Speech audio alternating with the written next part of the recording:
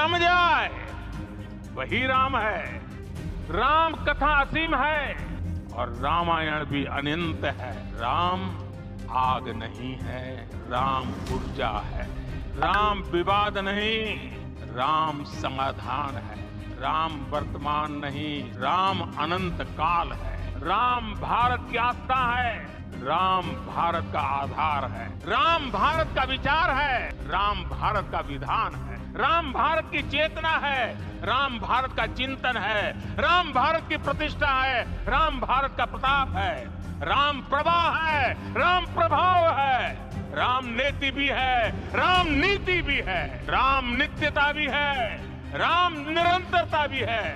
राम विभु है, विशद है। राम व्यापक है, विश्व है, विश्वात्मा है। जब राम की प्रतिष्ठा होती है, उसका प्रभाव हजारों वर्षों के लिए होता है। सियावर रामचंद्र की, सियावर रामचंद्र की, सियावर रामचंद्र की। आप सबको प्रणाम, आप सबको राम राम।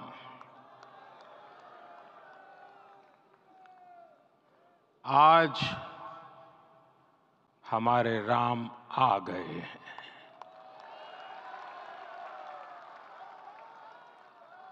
सदियों की प्रतीक्षा के बाद हमारे राम आ गए हैं। सदियों का अभूतपूर्व धैर्य, अनगिनत बलिदान, त्याग और तपस्या के बाद हमारे प्रभु राम आ गए हैं। इस शुभ घड़ी की आप सभी को, समस्त देशवासियों को बहुत बहुत बधाई। ये क्षण अलौकिक है, ये पल पवित्रतम है। ये माहौल, ये वातावरण, ये ऊर्जा, ये घड़ी प्रभु श्री राम का हम सब पर आशीर्वाद है। आज से 1000 साल बाद भी लोग आज की इस तारीख की, आज के इस पल की चर्चा करेंगे। लेकिन भारत के तो संविधान में, उसकी पहली प्रति में भगवान राम विराजमान है। संविधान के अस्तित्व में आने के बाद भी दशकों तक प्रभु श्री राम के अस्तित्व को लेकर कानूनी लड़ाई चली। मैं आभार व्यक्त करूंगा भारत की न्यायपालिका का, जिसने न्याय की लाज रख ली। राम को परिभाषित करते हुए ऋषियों ने कहा है, रमन्ते यस्मिन् इति रामः, अर्थात जिसमें रम जाए वही राम है। राम लोक की स्मृतियों में, पर्वत से लेकर परंपराओं में सर्वत्र समाये हुए हैं। हर युग में लोगों ने राम को जिया है। हर युग में लोगों ने अपने अपने शब्दों में, अपनी अपनी तरह से राम को अभिव्यक्त किया है। और ये राम रस जीवन प्रवाह की तरह निरंतर बहता रहता है। प्राचीन काल से भारत के हर कोने के लोग राम रस का आचमन करते रहे हैं। राम कथा असीम है और रामायण भी अनंत है। राम के आदर्श, राम के मूल्य, राम की शिक्षाएं सब जगह एक समान है। राम आग नहीं है, राम ऊर्जा है। राम विवाद नहीं, राम समाधान है। राम सिर्फ हमारे नहीं है, राम तो सबके हैं। राम वर्तमान नहीं, सिर्फ वर्तमान ही नहीं, राम अनंत काल है।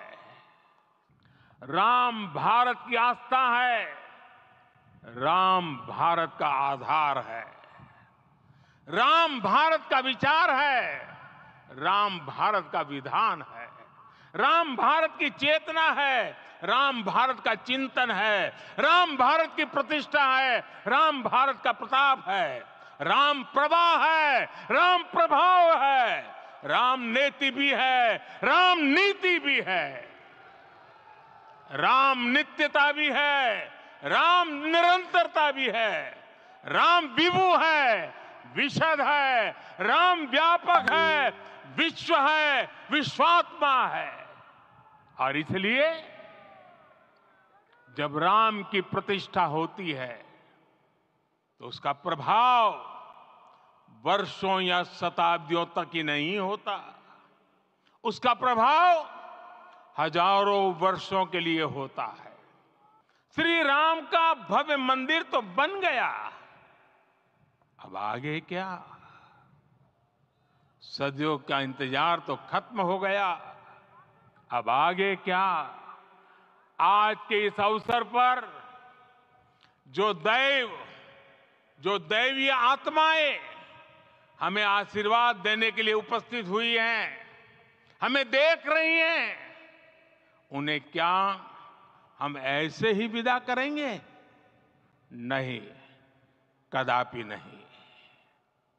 आज मैं पूरे पवित्र मन से महसूस कर रहा हूं कि काल चक्र बदल रहा है। ये सुखद संयोग है कि हमारी पीढ़ी को एक कालजयी पथ के शिल्पकार के रूप में चुना गया है। 1000 वर्ष बाद की पीढ़ी राष्ट्र निर्माण के हमारे आज के कार्यों को याद करेगी। इसलिए मैं कहता हूं, यही समय है, सही समय है।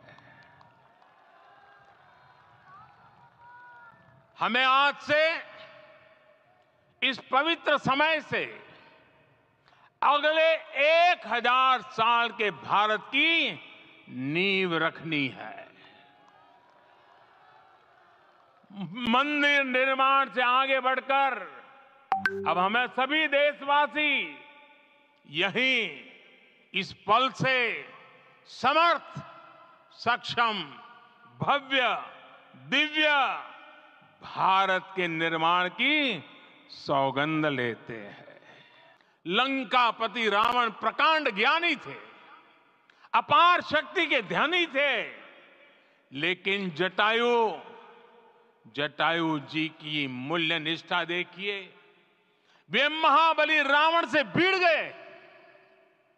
उन्हें भी पता था कि वो रावण को परास्त नहीं कर पाएंगे, लेकिन फिर भी उन्होंने रावण को चुनौती दी। कर्तव्य की यही पराकाष्ठा समर्थ, सक्षम, भव्य, दिव्य भारत का आधार है। और यही तो है देव से देश और राम से राष्ट्र की चेतना का विस्तार।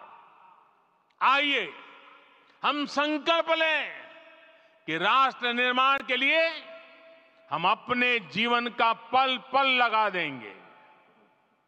राम काज से राष्ट्र काज, समय का पल पल, शरीर का कण कण राम समर्पण को राष्ट्र समर्पण के ध्येय से जोड़ देंगे। सियावर रामचंद्र की, सियावर रामचंद्र की, सियावर रामचंद्र की।